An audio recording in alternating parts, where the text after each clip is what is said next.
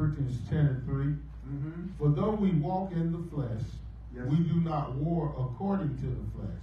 We live in this flesh, but that ain't what our warfare is.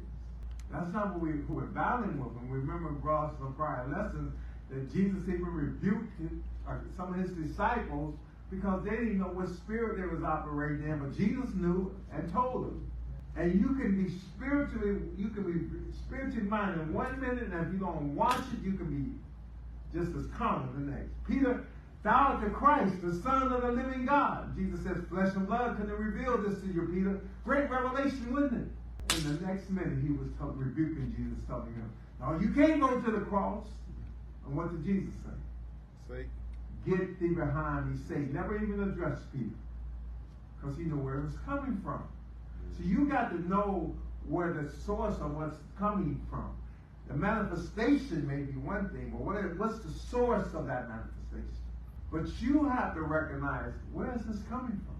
You see, that's why it pays to get into God's Word. That's why it pays to walk close with God, to learn to hear the voice of the Lord, the Spirit of the Lord, and what he's saying. Because he will lead us and guide us into all what? Truth. Read, Elder Gary. For the weapons of our warfare are not of the flesh, but divinely powerful for the destruction of fortresses. Read the next verse. Go ahead. We are destroying speculations and every lofty thing raised up against the knowledge of God, and we are taking every thought captive to the obedience of Christ. So Paul was saying there are a lot of things that's raised up against the knowledge of God.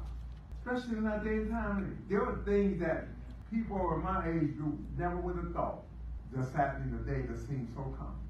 Right? It would have been unheard of to even think. We know that there were homosexuals in the neighborhood, but we didn't ever think there were going to be no homosexual marriages, did we? That it would be justifiable, right?